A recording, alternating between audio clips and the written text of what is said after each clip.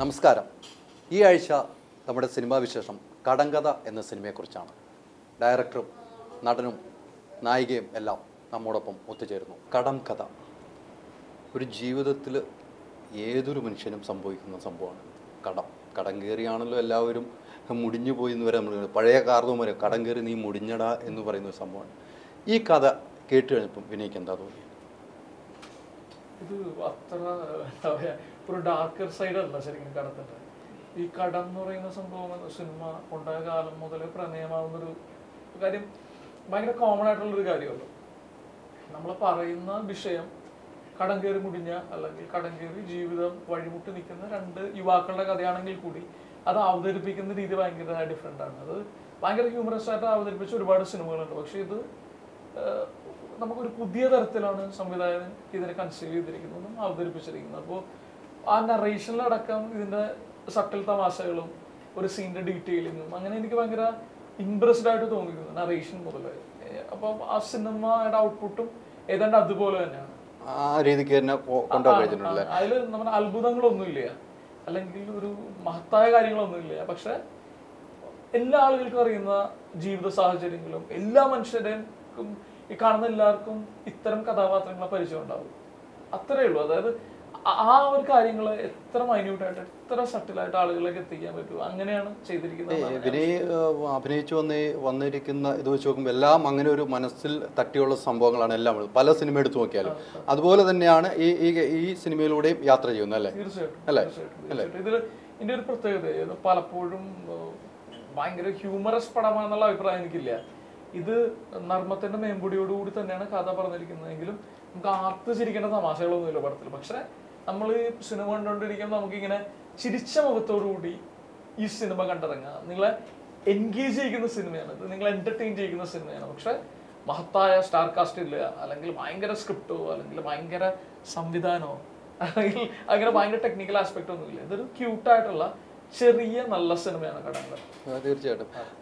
സെന്തിലിനെ സംബന്ധിച്ചിടത്തോളം ഒരു മിനി സ്ക്രീനിൽ നിന്നും വാൽക്കണ്ണാടി പോലെ ഒരു മിനി സ്ക്രീനിൽ നിന്നും ആദ്യമായിട്ട് ഡയറക്റ്റ് ചെയ്യുന്ന ഒരു സിനിമ. ഈ സിനിമ ഡയറക്റ്റ് ചെയ്യാൻ ഉള്ള ഒരു മനസ്സിൽ തോന്നിയ ഒരു എങ്ങനെ ഈ പടം ഡയറക്റ്റ് ചെയ്യുമ്പോൾ എന്താണ് ആദ്യം തോന്നുന്നത്? ഇങ്ങനെ ഒരു കഥ ശരിക്കും ഈ മിനി സ്ക്രീനിൽ നിന്ന് നമ്മളിപ്പം അതിൽ നിന്ന് ഈ സിനിമയിലേക്ക് എത്തുന്നതിൻ്റെ ഗ്യാപ്പിൽ ഞാനിങ്ങനെ ആഡ് ഫിലിം ഇൻഡസ്ട്രിയിൽ ആഡ് ഫിലിം മേക്കിംഗ് ആയിട്ട് ജോലി ചെയ്തിട്ടുണ്ട്. അങ്ങനെ വെച്ചാൽ അങ്ങനെ മേക്കിങ്ങിലൊരു 10 വർഷം അങ്ങനെ കുറച്ച് നാൾ വർക്ക് ചെയ്തു. അപ്പോൾ കുറച്ച് ആഡ്സൊക്കെ ചെയ്ത് ഇതിലേക്കുള്ളതെന്ന് വെച്ച് കഴിഞ്ഞാൽ എനിക്കൊരു എന്താ പറയുക, നമ്മൾ ഈ 30 സെക്കൻഡ് കൊണ്ട് ചെറിയൊരു കഥ പറയുക, 1 മിനിറ്റ് കൊണ്ട്, ഇതാണല്ലോ നമ്മൾ ചെയ്തുകൊണ്ടിരിക്കുന്ന ജോലി. അതാണ്. അപ്പോൾ എന്നെ സംബന്ധിച്ച് ഭയങ്കര കോംപ്ലിക്കേറ്റഡ് ആയിട്ടുള്ള ഒരുപാട് ആക്ഷൻ അങ്ങനത്തെ ഒരു സിനിമ ചെയ്യുന്നേക്കാളും സിമ്പിളായിട്ട് സംതിങ് ക്യൂട്ട്, ഇപ്പം വിനയ് പറഞ്ഞ മാതിരി ഒരു അല്പം ഡിഫറൻസോട് കൂടി. അപ്പോൾ ഡിഫറൻസോട് കൂടി നമുക്ക് ആസ് എ മേക്കർ ഒരു കാര്യം ചെയ്യുമ്പോൾ മുന്നേ ആരെങ്കിലുമൊക്കെ പറഞ്ഞിട്ടുള്ള എന്തെങ്കിലും ഒരു എലമെൻറ്റിൻ്റെ ആൾക്കാർക്ക് കാച്ചിങ് ആയിട്ടുള്ള കാര്യം, അഫ്കോഴ്സ് അത് കടം എന്നുള്ള. അപ്പോൾ അങ്ങനെയാണ് ഇപ്പോൾ എൻ്റെ റൈറ്റർ എൻ്റെ നാട്ടിലുള്ള എൻ്റെ വളരെ അടുത്ത സുഹൃത്താണ്, ഞങ്ങൾ ഒരുമിച്ച് കോളേജിലൊക്കെ പഠിച്ചു. അപ്പോൾ പുള്ളി നമുക്ക് കടത്തിൻ്റെ ഒരു സാധ്യതേനെ നമുക്ക് ഉപയോഗിക്കാം. അങ്ങനത്തെ ഇപ്പം നമ്മളുടെ നായകന്മാർ സിനിമ തുടങ്ങുമ്പോൾ തന്നെ കടക്കാരാണ്. അങ്ങനെയാണ് സിനിമ തുടങ്ങുന്നത്. അങ്ങനത്തെ ഒരു അപ്രോച്ചിൽ അങ്ങനെ ചെയ്യാം, ആ ഒരു എലമെന്റ് എടുക്കാം, അതിലൂടെ ഒരു കഥ പറയാം എന്ന് വിചാരിച്ചിട്ടാണ് നമ്മൾ. ഒത്തിരി ഗ്യാപ്പ് വേണ്ടി വരുന്നു ഒരു സിനിമയിലേക്ക് വരാൻ വേണ്ടി അല്ലേ? അതെ നമ്മൾ വേറെ ജോലി ചെയ്തുകൊണ്ടിരിക്കുന്നതെന്ന്, പിന്നെ നമുക്ക് പ്രൊജക്റ്റായി ഇതൊക്കെ നടക്കണമല്ലോ. ഇവരൊക്കെ ഇപ്പോഴാണല്ലോ ആദ്യം പറയുമ്പോൾ സമ്മതിക്കണ്ടേ? അല്ല, അത് വിനയം സമ്മതിക്കില്ല. 1.5 വർഷം മുമ്പ്, അതായത് ഞാൻ സെന്റിനെ കാണുകയും അല്ലെങ്കിൽ ഞങ്ങൾ പ്രൊജക്ട് ഡിസ്കസ് ചെയ്യുകയും ഞങ്ങൾ സിനിമ ചെയ്യാമെന്ന് തീരുമാനിച്ചിട്ട് 1 വർഷത്തിൽ കൂടുതലായി. പിന്നെ ഇതൊരു പ്രൊജക്ട് ആവുക, താരങ്ങളില്ലാത്ത സൂപ്പർ സ്റ്റാർസ് ഇല്ലാത്ത പടങ്ങൾ പ്രൊജക്ട് ആവുക എളുപ്പമല്ല. അത് നമ്മളെ വിശ്വസിച്ച് നമുക്ക് ഇങ്ങനെ ഒരു അപ്രോച്ചും ഇതുപോലത്തെ ഒരു സബ്ജക്റ്റും നമുക്കിപ്പോഴും അതാണ് മാസും എന്റർടൈൻമെന്റ്സ്. അവർ അങ്ങനെ ഒരു തീരുമാനം എടുത്തില്ലെങ്കിൽ നമുക്ക് ഇങ്ങനെ സംസാരിക്കാനൊന്നും സാധിക്കില്ല. ഇത്തരം നല്ല സിനിമകൾ ഉണ്ടാകണമെങ്കിൽ പിന്നെ ഇതേപോലെ സിനിമകൾ കമേഴ്ഷ്യലി വർക്ക് ആവണം എന്നുള്ളതാണ്. തീർച്ചയായിട്ടും. സിനിമയിലേക്ക് ആദ്യപടിയാണ് പുതുമുഖമായിട്ട് തന്നെ സിനിമയിലേക്ക് വരുന്നു. ഈ ഒരു കഥ കേട്ട് കഴിഞ്ഞപ്പോൾ ഈ സിനിമയിൽ അഭിനയിക്കാമെന്ന് തോന്നാൻ കാരണം എന്താണ്?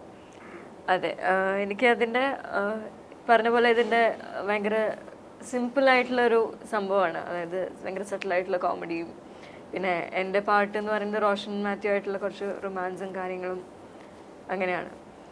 അപ്പോൾ സ്ക്രീൻ ടെസ്റ്റൊക്കെ കൊടുത്തേ ഞാൻ ഒട്ടും പ്രതീക്ഷിക്കുന്നില്ല എനിക്ക് ഒരു പോസിറ്റീവ് റെസ്പോൺസ് വരുമെന്ന്. അപ്പോൾ ലാസ്റ്റ് മൊമെൻറ്റിലാണ് എന്നോടത് പറയുന്നത്, സെലക്റ്റായി എന്നുള്ളൊരു കാര്യം. അപ്പോൾ ഞാനത് ടോട്ടലി നടക്കില്ല എന്ന് വിചാരിച്ച് ഇരിക്കുന്നൊരു സംഭവമായിരുന്നു. എന്നോട് ഷിബു ചേട്ടനാണ് ഇത് വിളിച്ചു പറഞ്ഞത്, എൻ്റെ പ്രൊഡക്ഷൻ കൺട്രോൾ ഷിബു സുശീലിനാണ് വിളിച്ചു പറഞ്ഞത്. അപ്പോൾ എനിക്ക് ഭയങ്കര സന്തോഷം തോന്നി, സിനിമ ചെയ്യാൻ പോകാന്നുള്ളൊരു സന്തോഷം. പിന്നെ ആക്ച്വലി എനിക്ക് ശരിക്കും സന്തോഷം തോന്നിയത് ഫസ്റ്റ് ഷോട്ട് എടുത്ത് കഴിഞ്ഞപ്പോഴാണ്. അപ്പോഴാണ് ഭയങ്കര റിയലിസ്റ്റിക് ആയിട്ട് തോന്നി. ഓക്കെ വിനയ് ഫോർട്ടിനൊപ്പമാണ് അഭിനയിക്കുന്നത്. എത്രയോ വലിയ കലാകാരനാണെന്ന് നമ്മൾ പറയാതെ തന്നെ ഓഡിയൻസിനറിയാം. ഞാൻ പറയുന്നില്ല അത് ഏറ്റവും വലിയ കലാകാരനാണെന്ന്, ഓഡിയൻസിനറിയാം. എത്ര നമുക്ക് മനസ്സിൽ ഇന്നും ഓർത്തിരിക്കുന്ന പടങ്ങളുണ്ടല്ലോ. വിനയുടെ പടം ഇതിനു മുമ്പ് കണ്ടിട്ടില്ലേ? ഏറ്റവും ഇഷ്ടപ്പെട്ട ചിത്രം ഏതായിരുന്നു? പ്രേമം. ഏത് കുട്ടിയോട് ചോദിച്ചാലും ഒറ്റ പോയിന്റാണ് പ്രേമം. പ്രേമം ഭയങ്കര സന്തോഷം ഉണ്ടാക്കുന്ന ഒരു കാര്യമാണ്. പിന്നെ എന്താ പറയാ, ഇതും ഇപ്പൊ ഞാൻ ആഗ്രഹിക്കുന്നത്, ഞാൻ പ്രേമത്തിന് പലപ്പോഴും എൻ്റെ ഒരു പരിമിതിയായി എടുക്കുന്നുണ്ട്. കാര്യം അതൊരു ഭയങ്കര രസമുള്ള സിനിമയായതുകൊണ്ടിട്ട് ആ ക്യാരക്ടർ ശ്രദ്ധിക്കപ്പെട്ടതുകൊണ്ടിട്ടും. കാര്യം ഇത്ര കാലഘട്ടം കഴിഞ്ഞ് 2 വർഷം കഴിഞ്ഞു. അപ്പോൾ എനിക്ക് ഇനി എൻ്റെ ഒരു ടാർഗറ്റ് പ്രേമത്തിന്റെ മുകളിൽ നിൽക്കുന്ന എന്തെങ്കിലും ചെയ്യണം, ഒരു ക്യാരക്ടറും അത്തരം ഒരു സിനിമയുടെ ഭാഗമാണെന്നുള്ള എൻ്റെ ആഗ്രഹം. പിന്നെ ഞാൻ ഇതുവരെ മഹത്തായിട്ടുള്ള ഒരു കാര്യവും ജീവിതത്തിൽ ചെയ്തിട്ടില്ല. ആളുകൾക്ക് എന്തെങ്കിലും തോന്നുന്നുണ്ടെങ്കിൽ അത് ഞാൻ ചെയ്ത സംവിധായകന്റെയും തിരക്കഥാകൃത്തിന്റെയും ആ സിനിമ ഉണ്ടാക്കിയ ആളുകളുടെ ക്വാളിറ്റിയാണ്. അത് ജനങ്ങൾ തിരിച്ചറിയാൻ ഒരു നടനിലൂടെ മാത്രമേ എല്ലാവരും അറിയുന്നുള്ളൂ എന്ന് മാത്രമേ ഉള്ളൂ. അല്ല, ഞാൻ പലപ്പോഴും ഒരു ടൂളാകുന്നതാണ്. എന്റേതെന്ന് പറയാവുന്ന അല്ലെങ്കിൽ എനിക്ക് ഭയങ്കരമായിട്ട് അവകാശപ്പെടാവുന്ന ഒന്നും ഞാൻ ഇതുവരെ ചെയ്തിട്ടില്ല. ഇനി ഒരു പക്ഷെ നാളെ ചെയ്യുമായിരിക്കും. ഇപ്പൊ കടങ്കഥ എന്നെ സംബന്ധിച്ച് ഓടിക്കഴിഞ്ഞു കഴിഞ്ഞാൽ, അതായത് നമ്മളുടെ ഭയങ്കര പേഴ്സണൽ ആയിട്ടുള്ള ഒരു കാര്യം എന്ന് പറയുമ്പോൾ നമുക്ക് സന്തോഷം കൂടുതലുണ്ടാവും. തീർച്ചയായിട്ടും. ഈ കടങ്കഥ എന്ന ചിത്രം എടുത്തു കഴിഞ്ഞപ്പോൾ പുതിയ ഡയറക്ടർ ഒത്തിരി ആർട്ട് ഫിലിം ചെയ്യുന്ന ഈ ഡയറക്ടറിന്റെ കൂടെ ചെയ്തപ്പോൾ മറ്റു ഡയറക്ടറിൽ നിന്നുള്ള വ്യത്യസ്തമായ എന്താണ് പഠിക്കാൻ പറ്റിയത്? പിന്നെ സെന്തിൽ ഓൾറെഡി ഈ നറേഷന്റെ കാര്യം പറഞ്ഞിരുന്നു. സെന്തിൽ ഫോട്ടോ വെച്ച് നമ്മൾ സംസാരിച്ചപ്പോൾ തിരക്കഥ ഒരു എന്താ പറയാ, നമുക്ക് എല്ലാവർക്കും അറിയാവുന്ന ഒരു കഥയാണ്. പിന്നെ എന്താ പറയാ, എക്സെപ്ഷണൽ ആയിട്ടൊന്നുമില്ല, ഒരു ഡീസന്റ് സ്ക്രീൻ പ്ലേ ആണ്. പക്ഷെ ഒരു സീൻ എടുത്തിട്ട് ആ സീൻ ഷൂട്ട് എങ്ങനെയായിരിക്കും നമ്മൾ ഷൂട്ട് ചെയ്യുന്നത് എന്നുള്ള ഒരു കാൽക്കുലേഷൻ ഇദ്ദേഹത്തിനുണ്ട്. അപ്പോൾ കൊച്ചു കൊച്ചു കാര്യങ്ങൾ നമ്മൾ ട്രയലർ ശ്രദ്ധിച്ചാൽ അറിയാം. ഒരു കുഞ്ഞു ബിയറും കുപ്പി, ഒരു വലിയ ബിയറും കുപ്പി. കുഞ്ഞു ബിയറും കുപ്പി ഞാൻ, വലിയ ബിയറും കുപ്പി ജോജു. അപ്പൊ ഇദ്ദേഹം വേറൊരു തരത്തില് ഉള്ളവൻ ഇല്ലാത്തവൻ എന്നുള്ള തരത്തിൽ അത് ഉപയോഗിച്ചു. പിന്നെ മൈന്യൂട്ട് ആയിട്ടുള്ള ഡീറ്റെയിലിംഗ് ഉണ്ട്. അതെനിക്ക് ഈ സിനിമയുടെ വർക്ക്ഷോപ്പ് കാണിക്കുമ്പോൾ ഉണ്ടാകേണ്ട അല്ലെങ്കിൽ കൊച്ചു കൊച്ചു കാര്യങ്ങളും അതിൻ്റെ ഉപയോഗിക്കുന്ന പ്രോപ്പർട്ടീസും അല്ലെങ്കിൽ ഒരു സീൻ എങ്ങനെയായിരിക്കും ഷൂട്ട് ചെയ്യുന്നതെന്ന് പറയുമ്പോൾ ഉണ്ടാകുന്ന എക്സൈറ്റ്മെൻറ്റും, അങ്ങനെ സെന്തിൽ നന്നായി പണിയെടുത്തിട്ട് തന്നെയാണ് സിനിമ ചെയ്തിരിക്കുന്നതും. അത് എത്ര ശരിയോ തെറ്റോ ആകട്ടെ, സെന്തിൽ ഭയങ്കര ക്ലാരിറ്റി ഉണ്ട്. പിന്നെ സെന്തിൽ നമ്മുടെ ഒരു കണ്ടംപററി ആയതുകൊണ്ട് തുറന്ന് സംസാരിക്കാനുള്ള ഒരു ഫ്രീഡം അത് എല്ലാ സ്ഥലത്തും കിട്ടണമെന്നില്ല. അതെല്ലായിടത്തും കിട്ടില്ല. പിന്നെ ഒരുപക്ഷെ എൻ്റെ പ്രായമുള്ള ആളാണെങ്കിൽ കൂടി പലപ്പോഴും വേവ് ലെങ്ത് വർക്കാവില്ല. ഇപ്പൊ സെന്തിലായിട്ട് എനിക്ക് ഒരു ഇടാപോടാ ബന്ധമുണ്ട്. നമുക്ക് വിയോജിപ്പുകൾ ഏത് ഭാഷയിൽ വേണമെങ്കിലും പരസ്പരം സംസാരിക്കാം. പിന്നെ തീർച്ചയായിട്ടും അങ്ങനെ സംസാരിച്ചിട്ടുണ്ടാവില്ലേ? തീർച്ചയായിട്ടും അതുകൂടാണ്ട് ഇപ്പോ ഞാൻ എൻ്റെ ക്യാരക്ടറിന്റെ എന്ത് വസ്ത്രമാണ് ധരിക്കുന്നത്, ഒരു ഫുൾ കൈ ഷർട്ട് ഇട്ട് കഴിഞ്ഞാൽ ഇതിങ്ങനെ ഇവിടെ ബട്ടൺസ് ഇടുന്ന ക്യാരക്ടറാണ്. ലൂസ് പാൻറ് ആയിക്കോ ഇടുന്നത്, ചെവിയിലൊക്കെ അടുക്കുന്നുണ്ടാവും. അങ്ങനെ ഓരോ ക്യാരക്ടറിന്റെ ക്യാരക്ടറൈസേഷൻസിൽ പണിയെടുത്തിട്ടുണ്ടായിരുന്നു. അത് മാത്രമല്ല, നമ്മളിപ്പോൾ എന്തെങ്കിലും ഒരു കാര്യം ഇപ്പം ഇത് ശരിക്കും പറഞ്ഞാൽ ഇപ്പം വിനയ് നമ്മൾ മുന്നേ സംസാരിച്ചൊരു ക്യാരക്ടർ എല്ലാവരും കൂടി ഫോമായി വരികയാണല്ലോ. വിനയുടേതായ രീതിയിൽ ചെയ്യുന്നു, ക്യാമറമാൻ അത് എടുക്കുന്നു, ഞാൻ പറയുന്നു. അപ്പം ചിലപ്പോൾ നമ്മൾ കൺസീവ് ചെയ്തതിൽ നിന്ന് എന്തെങ്കിലും ഒരു വ്യത്യാസം, വിനയ് അതെന്താ, അപ്പോൾ വിനയ്ക്ക് അതിൻ്റെ കാരണം ഉണ്ടാവും.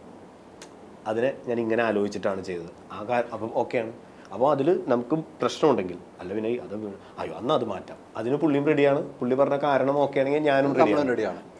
ആ ഒരു നമ്മളെല്ലാ ആക്ടേഴ്സും അതെ അതെ അത് ഈ ടോട്ടലി ആക്ടേഴ്സ് നമുക്ക് ഇവിടെ ഉണ്ടായിരുന്നു. ഇപ്പോൾ സെന്തില് റൈറ്റർ, ക്യാമറാമാൻ്റെ കാര്യം പറയേ വേണ്ട. കാര്യം ഇത്ര ഡൗൺ ടു എർത്ത് ആയിട്ടും ഇത്രയും ക്രാഫ്റ്റ് ഉള്ള ഒരു സിനിമാറ്റോഗ്രാഫർ, മ്യൂസിക് ഡയറക്ടർ, എഡിറ്റർ, എല്ലാവരും ഞങ്ങളൊരു ടീമാണ്. ഞങ്ങൾക്ക് പരസ്പരം ഒരു ഈഗോ ഇല്ല. ഞാൻ വലുത് നീ വലുത് അല്ലെങ്കിൽ നിനക്ക് കുപ്പിയിലൊക്കെ അഡ്ജസ്റ്റ് ചെയ്യും. അല്ല, അങ്ങനെ ഞങ്ങള് ഭയങ്കര ഹോണസ്റ്റ് ആയിട്ടാണ് ഈ സിനിമ ചെയ്തിരിക്കുന്നത്. അതുകൊണ്ട് തന്നെ സിനിമ ഭയങ്കര പേഴ്സണൽ ആണ്. ഇപ്പൊ ഞങ്ങള് ഒരു മേജർ ഏരിയ, ഒരു വർക്ക്ഷോപ്പ് ഏരിയ ഷൂട്ട് ചെയ്തിരിക്കുന്ന ബോൾഗട്ടിയിലാണ്. നമ്മൾ ആ പുറമങ്ക ആ ഫ്ലാറ്റ് കഴിഞ്ഞിട്ട് മുന്നോട്ട് പോകുമ്പോൾ റൈറ്റ് സൈഡിൽ കാണാം നമുക്ക് അപ്പൊ ഇപ്പോഴും ഞാൻ അവിടെ പോകുമ്പോ ഞാൻ വണ്ടിയൊക്കെ ഒന്ന് സ്ലോ ആക്കിയിട്ട് അവിടെ നോക്കുകയും നമുക്ക് അതിനോടൊരു അറ്റാച്ച്മെന്റ് ഉണ്ട്. ഓൾമോസ്റ്റ് 9 days വേർത്തായിരുന്നു ഓരോ സെക്കൻഡും. ഇപ്പൊ സിനിമയുടെ എൻഡ് റിസൾട്ടിനെ കുറിച്ച് നമ്മളൊന്നും പറയുന്നില്ല, പക്ഷെ നമ്മൾ സ്പെൻഡ് ചെയ്ത ഓരോ ടൈം പല സിനിമകളും നമുക്കത് കിട്ടില്ല.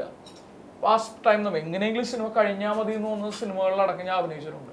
അപ്പൊ ഈ സിനിമ നമ്മളെ സംബന്ധിച്ച് ഭയങ്കര ഇമോഷണലി അറ്റാച്ച്ഡ് ആണ്, ഭയങ്കര പേഴ്സണലാണ്. ഈ സിനിമയിൽ ചിത്രത്തിൽ അഭിനയിക്കുമ്പോൾ ആദ്യമായിട്ട് ചിത്രത്തിൽ അഭിനയിക്കുന്ന ആ ഒരു ക്യാമറയുടെ മുമ്പിൽ വന്നപ്പോൾ എന്തെങ്കിലും ബുദ്ധിമുട്ടുണ്ടായോ? ഒട്ടും തോന്നിയിട്ടില്ല. ഇതിനു മുമ്പ് എന്തായിരുന്നു ചെയ്തുകൊണ്ടിരിക്കുന്നത്? ഞാൻ ബാങ്കിൽ വർക്ക് ചെയ്യായിരുന്നു, ബാംഗ്ലൂരിൽ ബാങ്ക് ഓഫ് അമേരിക്കയിൽ വർക്ക് ചെയ്യായിരുന്നു. വേറെ ഇതുമായിട്ട് സിനിമാ ഫീൽഡുമായിട്ടോ സ്ക്രീനുമായിട്ട് യാതൊരു ടച്ചുമില്ല? കലാപരമായിട്ട് ഞാൻ അത്യാവശ്യം കുറച്ച് പാട്ട് പാടും, ഡാൻസ് ചെയ്യും, അതൊക്കെ. അഭിനയം ഫസ്റ്റ് ടൈം. അപ്പൊ കൂടുതൽ ടൈമും പക്ഷേ ഫ്രീ സമയത്ത് പാട്ടൊക്കെ ആയിട്ടായിരിക്കും നിങ്ങളിവിടെ? എനിക്ക് വേണ്ടി എല്ലാവരും പാട്ട് പാടായിരുന്നു, എനിക്ക് പാടേണ്ട ആവശ്യം വന്നിട്ടില്ല. വീണയുടെ പാട്ട് ഞാൻ കേട്ടിട്ടില്ല. ജോജു അത്യാവശ്യം നന്നായി പാട്ട് പാടുമായിരുന്നു. വീണ പാടി ഞാൻ കേട്ടിട്ടില്ല കേട്ടോ. കാര്യം എന്താണെന്നറിയോ, വീണ ഞങ്ങളും കൂടെയുള്ള സീൻസ് കുറവാണ്. ഞങ്ങൾക്ക് രഞ്ജി പണിക്കർ സാറായിട്ടുണ്ട്, റോഷനായിട്ടുണ്ട്. വീണയായിട്ടുള്ള സീക്വൻസസ് ഭയങ്കര കുറവായിരുന്നു. വീണ പാടുമെന്ന് പറഞ്ഞിട്ട് നമുക്ക് അവസാനിക്കും, നമുക്ക് വീണയുടെ പാട്ടിലൂടെ പാട്ട് പാടി അവസാനിപ്പിക്കാം. ഈ കടം കഥ എന്ന് പറയുന്നത് ഈ കടം മനുഷ്യന്റെ കടമാണല്ലോ ഏത് ഫീൽഡിൽ. ഇപ്പൊ സിനിമാ ഫീൽഡിലാണെങ്കിൽ ഈ കടം കൊണ്ട് കുത്തുവാളെടുത്ത പ്രൊഡ്യൂസർമാരുണ്ടെന്ന് നമ്മൾ കേൾക്കുന്നു എല്ലാ സ്ഥലങ്ങളും. ഇപ്പൊ ആർക്കും ഒരു വ്യക്തിക്ക് കടമില്ലാതിരിക്കില്ല. ബാങ്കിൽ നിന്നാണെങ്കിലും ഉണ്ടാവും, പേഴ്സണൽ കടമാകും. ഈ കഥ കൊണ്ടുവരുമ്പോൾ താങ്കളുടെ ജീവിതത്തിൽ തിരക്കഥ എഴുതുന്നവരുടെ സമയത്ത് താങ്കളുടെ ജീവിതത്തിലുള്ള ആ ഒരു കടം കൊണ്ട് വലയുന്ന ഒരാളുടെ മനസ്സിൽ ആരെയും കണ്ടിരുന്നു? നമ്മൾ അങ്ങനത്തെ ഒരു ഭയങ്കര നമ്മളിപ്പോൾ ഫസ്റ്റിനെ നമ്മൾ തുടങ്ങിയപ്പോൾ ആ ഏരിയ അല്ല നമ്മൾ പറയുന്നത്. അതായത് കടത്തിൻ്റെ ഒരു കഷ്ടപ്പാട് യാതനകൾ എന്നുള്ള ആംഗിളിലല്ല. പക്ഷേ കടത്തിനെ ഇപ്പോൾ 2 പേർക്ക് കടമുള്ള പെടും, തനിക്ക് കടമുണ്ടല്ലോ പിന്നെ അയ്യോ അങ്ങനെയാണ് അതിനെ കാണുന്നത്. ഇവർ പെയിനും അവരുടെ കഷ്ടപ്പാടൊക്കെ ഉണ്ടെങ്കിലും അതൊരു സിനിമയിലെ ഒരു മൊമെന്റിൽ അവരത് ഓപ്പണപ്പായി ബേസ്റ്റപ്പ് ചെയ്ത് പറയുന്നുണ്ടെങ്കിലും നമ്മൾ സിനിമയിലെ അപ്രോച്ച് ഇവരുടെ യാതനകളോ ആ അത് പറയലല്ല. നമ്മൾക്ക് ഇവർക്ക് എനിക്ക് എത്ര കടമുണ്ട്, അപ്പം എൻ്റെ പൂത്ത കാശില്ലല്ലോ, എൻ്റെ പൂത്ത കടമുണ്ട്, അങ്ങനെ പറയുന്ന ആളാണ്. അങ്ങനെയാണ് അപ്രോച്ച്. രണ്ടാളും അതിനെ അപ്രോച്ച് ചെയ്തിട്ടുള്ളൂ നമ്മൾ. അപ്പൊ അതുകൊണ്ട് ഇപ്പം താങ്കൾ പറഞ്ഞ ആ ഏരിയയിലുള്ള ഒരു നമ്മൾ അങ്ങനെ ചിന്തിച്ചിട്ട് അങ്ങനെ അപ്രോച്ച് ഇല്ല. ഒരു ഇമോഷൻ അടിച്ചേൽപ്പിച്ചിട്ടില്ല എന്നുള്ളതാണ്. നമ്മളെ പല സിനിമകളിലും നമ്മള് മറ്റെന്താണ് തമാശ പറഞ്ഞിട്ട് ആളുകളെ ചിരിപ്പിക്കാൻ നിർബന്ധിതരാവുന്ന അങ്ങനെയൊന്നും ഇല്ല ഇതില്. ആളുകൾ ഫോഴ്സ്ഡ് ആയിട്ട് നമ്മൾ ഒരു ഇമോഷൻ എന്തെങ്കിലും അതെ അങ്ങനത്തെ ഒരു ചെറിയൊരു സപ്പോർട്ട് ചെയ്തിട്ടുണ്ടെങ്കിൽ തന്നെ അത് ത്രൂ ബാക്ക്ഗ്രൗണ്ട് സ്കോറിലാണ് ടോട്ടാലിറ്റിക്ക് വേണ്ടിയുള്ള, അത് നമ്മൾ നേരത്തെ പറഞ്ഞ ഗ്രാഫ് പോവാൻ വേണ്ടിയുള്ള. അതെ അതെ.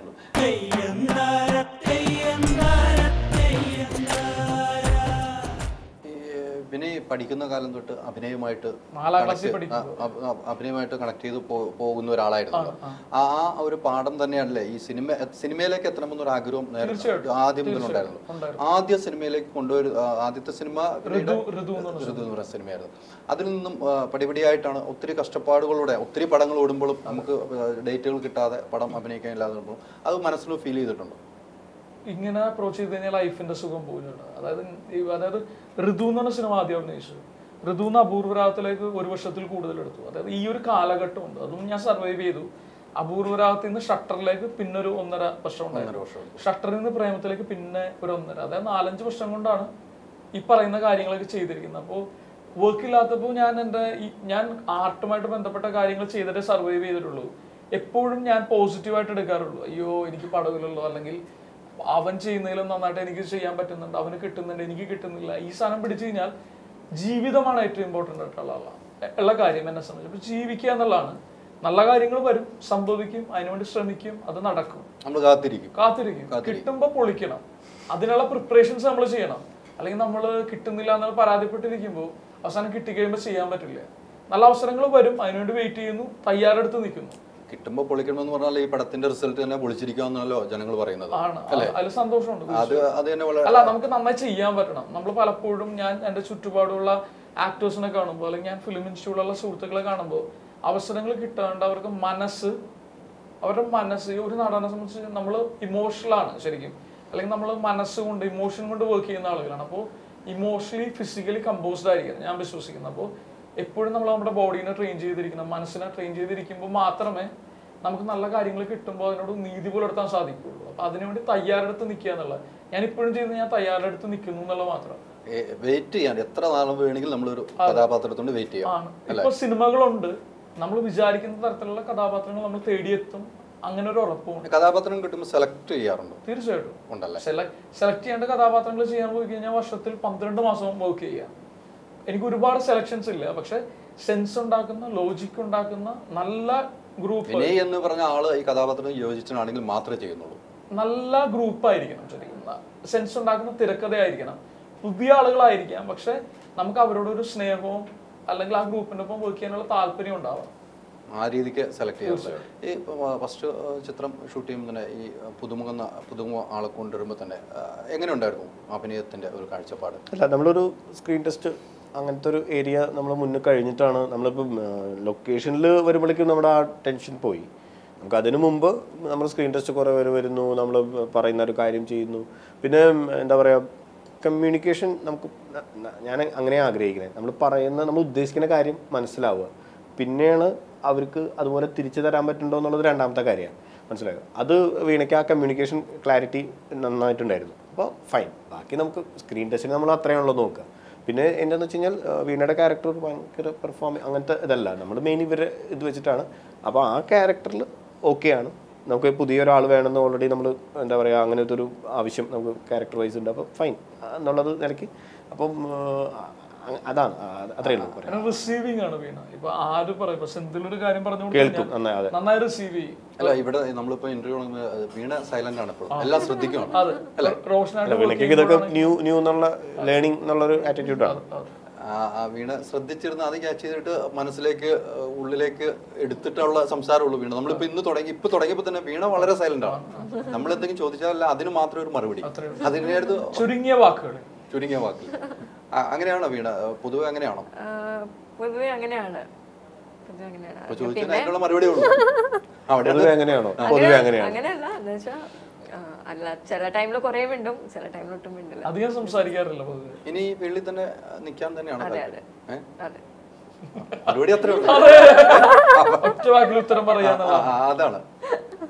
ഈ ഫീൽഡിൽ തന്നെ നിൽക്കാനുള്ള ആഗ്രഹം ഉണ്ട് എന്ന് മനസ്സിൽ ഉറപ്പിച്ച് തന്നെ നിൽക്കുന്നു. അങ്ങനെ തന്നെ ഉണ്ടാകണം. പിന്നെ വേറൊരു പ്രശ്നമുണ്ട്, ഈ പുതിയ നായികമാര് പിന്നെ ആദ്യം വന്ന സംവിധാനം തിരിച്ചറിയില്ലാത്ത ഒരു പ്രവണത പുതിയ നായികമാർക്ക് എപ്പോഴും ഉണ്ട്. പൊതുവെ ഉള്ള സംസാരമുള്ളതാണ്. അങ്ങനെ ആയിരിക്കുമോ വീണ? ആയിക്കോട്ടെ. ഇത് ഒരിക്കലും അത് അങ്ങനെ ഒരു പുതിയ അറിയാത്ത വരുമ്പോൾ ആ ഡയറക്ടർക്ക് എന്ത് മനസ്സിലാവണം, അന്ന് മനസ്സിലായിണ്ടാവില്ല. അപ്പൊ എനിക്കിപ്പോ മനസ്സിലാവണില്ലേ? അങ്ങനെ ആയാൽ അതിനിപ്പോ എന്താ? അങ്ങനെയാണ് പൊതുവെ കൂടുതലും നമ്മൾ കണ്ടിരിക്കുന്നത്. കൂടുതലും കണ്ടിരിക്കുന്നത് പിന്നെ വിളിച്ചു കഴിഞ്ഞാൽ ബിസിയാണ്. ഇത് അങ്ങനെയൊക്കെ സംഭവമല്ല. അങ്ങനെ സംഭവിച്ചിട്ടുണ്ടെങ്കിൽ കൃത്യമായ കാരണങ്ങൾ അതിനുണ്ടാവും. അങ്ങനെ ഒരു കാരണം ഇപ്പൊ ഞങ്ങൾ പരിചയപ്പെട്ട ശേഷം ഉണ്ടായെങ്കിൽ ആവട്ടെ, ഒരു കുഴപ്പമില്ല. ഇപ്പൊ കാര്യങ്ങൾ മാറിയിട്ടുണ്ട്. ഇപ്പൊ നമ്മള് വർക്ക് ചെയ്യുന്ന സിനിമകളിൽ, പ്രത്യേകിച്ച് ചെറിയ കൊച്ചു സിനിമകളിൽ, ഇപ്പൊ ഞാൻ വർക്ക് ചെയ്യുന്ന സിനിമകളിൽ കൂടുതൽ വളരെ ഇപ്പൊ പണ്ടുള്ള ഒരു ഹീറോയിൻ ആറ്റിറ്റ്യൂഡ് ഒന്നും ഇല്ല. നമ്മൾ നേരത്തെ പറയില്ല, ഇപ്പൊ ഹൈറാർക്കി മാറിയിട്ടുണ്ട്. ഇപ്പൊ ഒരു സംവിധായകൻ, ഒരു നടൻ, ഒരു മറ്റേ സെറ്റിൽ ചായ കൊടുക്കുന്ന ആള്, ഒരു എഡിറ്റർ, ഒരു സ്പോട്ട് എഡിറ്റർ, നായിക, അതൊക്കെ മാറിയിട്ട് ഒരു ടീമാണ്. ഇപ്പൊ പണ്ടത്തെ പോലെ മറ്റേ ബേബി ലൈൻ ഇല്ല. നായികനെ പാമ്പർ ചെയ്യുന്നതോ നായികയുടെ അമ്മക്ക് ജ്യൂസ് വാങ്ങുന്ന പരിപാടിയൊന്നും ഞാൻ ഇവർക്ക് കൂടുതലും. അതെ, ഇപ്പം ഹീറോയിൻസ് നമുക്ക് അവർക്ക് കുറച്ചുകൂടി ടെക്നിക്കലായിട്ട് അറിയാനും, അവർക്ക് ഷോട്ട് ഇല്ലെങ്കിലും അവർ ചിലപ്പോൾ ക്യാമറയുടെ തൊട്ടടുത്തുണ്ടാവും, അങ്ങനത്തെ ഒരു ആറ്റിറ്റ്യൂഡ് ഉണ്ട്. അല്ലാണ്ട് ഇപ്പൊ ഞാൻ അടുത്ത കാലത്തൊന്നും മറ്റേ ഈ പറയുന്ന സെറ്റിൽ വന്നിട്ട് ജ്യൂസ് ഓർഡർ ചെയ്യുന്ന നടിയെന്ന് ഞാൻ കണ്ടിട്ടില്ല. എല്ലാവരും ഭയങ്കര ഗിവ് ആൻഡ് ടേക്ക് ഉള്ള, എല്ലാവരും എന്താ പറയാ, അഭിനയത്തിനെയും സിനിമേനെയൊക്കെ വളരെ സ്നേഹിക്കുന്ന സീരിയസ് ആയിട്ടുള്ള ആളുകളാണ് ഇപ്പൊ വർക്ക് ചെയ്യുന്നത്. എനിക്ക് അങ്ങനെ തന്നെ ഷോട്ടില്ലാത്ത ടൈമിൽ ഞാൻ അടുത്തിരുന്ന ഇവരുടെ ജ്യൂസ് ഒന്നും ഓർഡർ ചെയ്യാറില്ല ഷൂട്ട് ചെയ്യുമ്പോ, അല്ലേ? ജ്യൂസ് ഓർഡർ ചെയ്തിട്ടുള്ള ഒരു ഒട്ടും ഡിമാൻഡിങ് അല്ലാത്തൊരു കുട്ടിയാണ്. ഷോർട്ടൊക്കെ ഇരുന്ന് കാണും, ഇവരുടെ ഷോർട്സ് ഇരുന്ന് കാണും, പോയി ഉള്ളിൽ പോയി റെസ്റ്റ് എടുക്കലൊന്നുമില്ല. എല്ലാം കണ്ട് അവിടെ തന്നെ ഫുൾ ലൊക്കേഷനിൽ നിന്നുകൊണ്ട് തന്നെ എല്ലാം നോക്കുന്നു. സ്ക്രീൻ പ്ലേ എല്ലാം കണ്ടുകൊണ്ട് തന്നെ ആയിരുന്നു. കുറെ കാര്യങ്ങൾ പഠിക്കാൻ പറ്റും. കുറെ മോണിറ്റർ ഒക്കെ ഉള്ളതുകൊണ്ട് പണ്ടത്തെ ഒരു രീതിയിലല്ലോ ഇപ്പൊ കുറെ നേരത്തെ പറഞ്ഞു. ആദ്യത്തെ ഷൂട്ടിൽ തന്നെ ഓക്കെ ആയിരുന്നു. ആ ചിത്രം തീരുന്നവരെ ഷൂട്ടിൽ അങ്ങനെ തന്നെയായിരുന്നു. ഇല്ലില്ല, കുറച്ച് കഴിഞ്ഞപ്പോ ഇത് ഫസ്റ്റ് ഷോട്ട് പിന്നെ ടേക്കുകളൊക്കെ ഇഷ്ടം പോലെ വേണ്ടി വന്നു. പക്ഷെ ഫസ്റ്റ് ഷോട്ട് ആദ്യത്തെ ടേക്കിൽ ഓക്കെ ഉണ്ടായിരുന്നു. അത് മാത്രമല്ല, പിന്നെ ആദ്യത്തെ ടേക്കിൽ ഓക്കെ ഒന്നും ആയില്ല എന്ന് തോന്നുന്നു. ഇതിനൊക്കെ ആയിട്ടുണ്ട്, പക്ഷെ റീടേക്സ് വേണ്ടി വന്നിട്ടുണ്ട്. അല്ല, ഈ റീടേക്സ് പലതും ഇപ്പൊ വീണയുടെ മിസ്റ്റേക്ക് ആവണമെന്നില്ല, ചിലപ്പോ ക്യാമറയുടെ ഓപ്പറേഷൻസും അങ്ങനെ. ഞാനിപ്പം ഇത് മാത്രം ഇത് മാത്രം ഓർക്കുന്ന ചില ഷോട്ട്സ് ഒക്കെ ഉണ്ട്. അതായത് കാറിൽ റിഗ് ചെയ്തിട്ട് നമ്മള് ഒരു സീനൊക്കെ ചെയ്യുന്ന ഒരു മൊത്തം ഞാനും റോഷനും ജോജും കൂടെ ഉള്ള സീക്വൻസസ് ഒക്കെ ഉണ്ട്. അപ്പോൾ ഒരു ടേക്ക് ചെയ്യുമ്പോൾ നമുക്ക് ചിലപ്പോൾ ഓക്കെ ആണത്, ഇപ്പൊ സെന്തിലിനത് കാണിച്ചാൽ ഓക്കെ ആയിരിക്കും. പക്ഷെ ആ കാറിൽ എടുക്കുന്നതുകൊണ്ട് നമ്മൾ 3-4 റീടേക്സ് എടുക്കും വെറുതെ, എന്നിട്ട് 4 ചോയ്സ് കൊടുക്കും. അപ്പൊ സെന്തിലിന് ഇഷ്ടമുള്ള എടുക്കുക, അങ്ങനെയാണ് തിരിച്ചു വരുന്നത്. സിനിമ നന്നാകുക എന്നുള്ളത് മാത്രമേ ഒബ്ജക്റ്റീവ് ഉള്ളൂ, വേറെ ഒന്നുമില്ല. തീർച്ചയായിട്ടും ഈ പുതിയ ആളുകളെ കൊണ്ട് സിനിമ എടുക്കുമ്പോൾ ഇപ്പോൾ ഒരു പ്രൊഡ്യൂസർ ആയിരിക്കണമല്ലോ എൻ്റെ ഫ്രണ്ടിൽ വിനയ് ഓക്കെ ഒരു പുതിയൊരു കഥാപാത്രം വെച്ചെടുക്കുമ്പോൾ ആ പ്രൊഡ്യൂസറെ നമ്മൾ എങ്ങനെ മനസ്സിലാക്കിയെടുക്കാൻ പറ്റും? നമ്മളിപ്പോൾ ശരിക്കും നമ്മൾ കഥ പറയുമ്പോൾ വെറുതെ കഥ പറയൽ മാത്രമല്ല, വിനയ് പറഞ്ഞ മാതിരിയുള്ള നമ്മളതിൽ ചില മ്യൂസിക് കേൾപ്പിക്കാൻ പറ്റി, അതിൽ ചില ഡ്രോയിങ്സ് കേൾപ്പിക്കാൻ പറ്റി, അങ്ങനെയൊക്കെ. പിന്നെ ഞാൻ ചെയ്തിട്ടുള്ള ആഡ്സ് ഒക്കെ കൂടിയും കാണുന്നുണ്ടല്ലോ. ഇതൊരു വിശ്വാസമാണല്ലോ അൾട്ടിമേറ്റ്ലി. അപ്പം നമ്മൾ കഥ പറയുമ്പോഴും പ്രസൻറ്റ് ചെയ്യുമ്പോഴും പുള്ളിക്ക് നമ്മളിലൊരു വിശ്വാസം വരുന്നു. പുള്ളിനെ അടുത്ത് ഇൻട്രൊഡ്യൂസ് ചെയ്തപ്പോൾ ഷിബുവാണ് നമ്മളെ അടുത്ത് ഇൻട്രൊഡ്യൂസ് ചെയ്യുന്നു. ഇതൊരു വിശ്വാസം, അതിൽ തന്നെയാണ് നീങ്ങുന്നത്. സംബന്ധിച്ചുള്ള അഡ്വാൻറ്റേജ് എന്ന് പറയാൻ വേണ്ടിയിട്ട് മറ്റു പല ആളുകളും വരുമ്പോൾ നമ്മൾ ഒരാളെ വിശ്വസിച്ചിട്ട് അയാളുടെ വിഷൻ ഫോളോ ചെയ്യുന്നതാണ്. സെന്തിൽ ഓൾറെഡി ഇപ്പൊ എന്നെ കാണാൻ വന്നപ്പോൾ തന്നെ ഒരു 10-15 ആഡ് ഫിലിംസ് കാണിച്ചിരുന്നു. പിന്നെ കമ്മ്യൂണിക്കേഷൻ എന്ന് പറഞ്ഞ സാധനം ഭയങ്കര ഈസിയാണ്. അപ്പൊ അറ്റ്ലീസ്റ്റ് അപ്പൊ ഇവർക്ക് ജഡ്ജ് ചെയ്യാനായിട്ട് അറ്റ്ലീസ്റ്റ് ഇതെങ്കിലും ചെയ്തിട്ടുണ്ടല്ലോ എന്ന് പറയുന്ന ഒരു പോസിറ്റീവ് കാര്യം തന്നെയാണ്. ആദ്യം ഈ കഥ എഴുതുമ്പോൾ തന്നെ ഇത് പക്ഷെ കുറച്ച് കഴിഞ്ഞപ്പോ ഓൾമോസ്റ്റ് പ്രൊജക്ടിന്റെ ഇതൊക്കെ 1.5 വർഷം മുമ്പ് തന്നെ ലോക്കായി. പിന്നെയാണ് പ്രൊഡക്ഷനും കാര്യങ്ങളൊക്കെ. നമ്മൾ സെലക്ട് ചെയ്ത കഥാപാത്രങ്ങളൊക്കെ വളരെ വൈകിയാണോ? അല്ല, ബാക്കിയുള്ളതൊക്കെ നമുക്ക് പിന്നെ ആദ്യം എത്തിയത് നമ്മള് വിനയ് ജോജുവിന് ഇത് ശരിക്കും പറഞ്ഞു കഴിഞ്ഞാൽ നമ്മൾ എപ്പോഴും അന്വേഷിച്ചിരുന്നത് കോമ്പിനേഷൻ ബേസ്ഡ് തന്നെയാണ്. ഇവർ രണ്ടാളെ അല്ലെങ്കിൽ നമുക്ക് ഇവർ രണ്ടാളെ ആലോചിച്ചാൽ അങ്ങനെ തന്നെയാണ് നമ്മൾ. കാരണം ഈ 2 പേരെ ഒരു കോമ്പിനേഷനും ആ ഫീൽ ഉണ്ടെങ്കിൽ മാത്രമാണ് ഈ സിനിമ വർക്കാവുന്നത് നമുക്ക് തോന്നിയിരുന്നു. അപ്പോൾ നമ്മളിപ്പോഴും ഇയാൾക്ക് പകരം ഇപ്പം നമ്മൾ പറയുന്ന നമുക്ക് മറ്റേ റോളിന് ഇയാളെ ആലോചിച്ചാലോ എന്ന് നമ്മൾ സംസാരിച്ചിട്ടില്ല. ഇവർ രണ്ടാളെയും ആലോചിച്ചാലോ അല്ലെങ്കിൽ ഒരു കാര്യം ചെയ്യാം, വേറെ ഇപ്പോഴും 2 ആളെ വെച്ചിട്ടാണ് നമ്മൾ അങ്ങനെയാണ് നമ്മൾ ഈ കോമ്പിനേഷനിലേക്ക് എത്തുന്നത്. ഓക്കെ, അപ്പോൾ ഇവർ ഹലോ നമസ്തേ അതിൽ അഭിനയിച്ചിട്ടുണ്ടായിരുന്നു. അപ്പം ഇവരുടെ കോമ്പിനേഷൻ വളരെ വിജയകരമായിട്ട് മുന്നോട്ട് പോയിക്കൊണ്ടിരിക്കുന്നു. അതെ. അപ്പം നമുക്ക് ഞാൻ പറഞ്ഞത് അങ്ങ് ആ ഡിസിഷൻ അങ്ങനെയായിരുന്നു, ഒരുമിച്ച് തന്നെയാണ്. പിന്നെയാണ് ബാക്കി കാസ്റ്റിങ്സ് വന്നിരുന്നത്. നമ്മൾ പറഞ്ഞു വന്നതിൽ ഒരു കാര്യം കൂടി ചോദിച്ചോട്ടെ. ഇപ്പോൾ പറഞ്ഞല്ലോ ആ പുതുമുഖങ്ങൾ വന്നിട്ട് ആദ്യത്തെ സംവിധാനം മറന്നു പോകുന്നു. അപ്പം എന്തായാലും ഉണ്ടായാൽ കുഴപ്പമില്ല എന്നുള്ളൂ. അങ്ങനെ ഉണ്ടാകാൻ ചാൻസ് വല്ലതും ഉണ്ടോ? എന്നും നമ്മൾ ഒരാൾ ഒരു ഗുരു സ്ഥാനത്തിൽ ആരെയും എന്നും കാണുമല്ലോ, അല്ലേ? അങ്ങനെയല്ല, ഒരിക്കലും അല്ല. ടെൻഷൻ അടിച്ചു, ഞാൻ അങ്ങനെയാണെന്ന് പറയുന്നു വിചാരിച്ചു. ഒരിക്കലും അല്ല. എന്നും ഈ സെന്തിൽ എന്ന് പറഞ്ഞ ഡയറക്ടർ അതിലൊന്നും തീർച്ചയായിട്ടും അതിലേക്ക് ഉണ്ടാവും. സെന്തിലായിട്ട് മാത്രമല്ല ഇതിൽ വർക്ക് ചെയ്ത എല്ലാവരും. കാരണം ഇവരാണ് എന്നെ അത്രയും കംഫർട്ടബിൾ ആയിട്ട്, എനിക്ക് ഇവര് കാരണമാണ് അത്രയും കംഫർട്ടബിൾ ആയിട്ട് വർക്ക് ചെയ്യാൻ പറ്റിയത്. ഇത് കഴിഞ്ഞിട്ട് ബാങ്കിൽ ജോലിക്കൊക്കെ പോയി തുടങ്ങി? ഇല്ല, ഞാൻ അത് പറയട്ടെ. ആ പുതിയ ഇതിൽ ആ ഒരു എങ്ങനെയുണ്ട് പുതിയ തമിഴിലേക്ക് പോകുന്നത്? ഈ തമിഴിലെ ഒരു പ്രത്യേകതയാണ് ഈ നമുക്ക് പൊതുവെ തമിഴിലും അങ്ങനെ ഒരു പ്രത്യേകത ഉണ്ട്. എല്ലാവരും അമ്മ എന്നാണ് വിളിക്കുന്നത്. അപ്പൊ ഇവിടെ അങ്ങനെയല്ല. പക്ഷെ അതിനർത്ഥം ഇവിടെ റെസ്പെക്ട് ഇല്ല എന്നല്ല, അവിടെ അഡ്രസ് ചെയ്യുന്ന രീതി വേറെയാണെന്നേ ഉള്ളൂ. അപ്പം പൂർണ്ണമായിട്ടും സിനിമയിൽ ഞാൻ ഇവിടെയും വർക്ക് ചെയ്യുമ്പോൾ ഞാൻ വളരെ എനിക്ക് റെസ്പെക്ട് ഉണ്ടായിരുന്നു, ഞാൻ വളരെ കംഫർട്ടബിൾ ആയിരുന്നു. അവിടെ വർക്ക് ചെയ്യുമ്പോഴും വളരെ കംഫർട്ടബിൾ ആണ്. വിനയുടെ ഏറ്റവും ഈ വെറുതെ ഉള്ള സമയത്തിൽ വിനയിലേക്ക് ഏറ്റവും ആകർഷിച്ചത് എന്തായിരുന്നു? തമാശ. ശരിക്കും ഞങ്ങൾ എല്ലാവരും ഒരുമിച്ച് വയ്ക്കുമ്പോൾ എനിക്ക് വളരെ കുറച്ച് സംസാരിക്കാനുള്ള സ്പേസ് ഉണ്ടാവുള്ളൂ. കാര്യം ജോജു ഉണ്ടാവും എപ്പോഴും. അപ്പോൾ ജോജു ആണ് കൂടുതൽ സംസാരിക്കുന്നത്. അല്ലെങ്കിൽ ആ ഒരു ഞങ്ങളിപ്പോൾ 5 പേരിരുന്ന് കഴിഞ്ഞാൽ ആ ഒരു സദസ്സിനെ എൻ്റർടൈൻ ചെയ്യുന്ന ആൾ ജോജുവാണ്. ജോജുവും എനിക്കൊന്നും ഈ സിനിമയിൽ ഞാൻ ഏറ്റവും എൻജോയ് ചെയ്തൊരു ഏരിയ ജോജുവായിട്ട് വർക്ക് ചെയ്ത ഒരു കാര്യം. ഞാൻ വിചാരിച്ചതിൻ്റെ അപ്പുറത്തേക്കുള്ളൊരു ഭയങ്കര ലേണറാണ് അദ്ദേഹം. പിന്നെ സ്ക്രിപ്റ്റിൻ്റെ ഒരുപാട് സെൻസ് ഉണ്ട്, സ്ക്രിപ്റ്റ് അനലൈസ് ചെയ്യുന്നതും ഒരു ക്യാരക്ടറിൻ്റെ ഇമോഷണൽ ഗ്രാഫും അങ്ങനെ ഭയങ്കര രസമായിട്ടുള്ള ഒരു ഹ്യൂമൻ ബീങ്ങും നല്ല ഇൻട്രസ്റ്റിംഗ് ആയിട്ടുള്ള തമാശ ലൈക്ക് ബിഹൈൻഡ് ദ സ്ക്രീൻ തമാശയൊക്കെ നല്ല. നമുക്ക് വൈൻഡപ്പിൻ്റെ സമയമായി ഒരു നല്ലൊരു ഗാനത്തോടു കൂടി വൈൻഡപ്പ് ചെയ്ത്. ഓക്കെ, ഞാൻ ഈ സിനിമയിൽ തന്നെ 2 ലൈൻ പാടാൻ എൻ്റെ സോങ് തന്നെ. തീർച്ചയായും.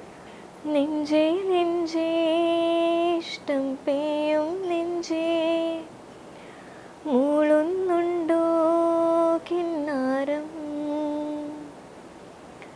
നീയും ഞാനും കയ്യിൽ കയ്യും കോർത്തേ തിന്നൽ പോലെ നെയ്യുന്നു.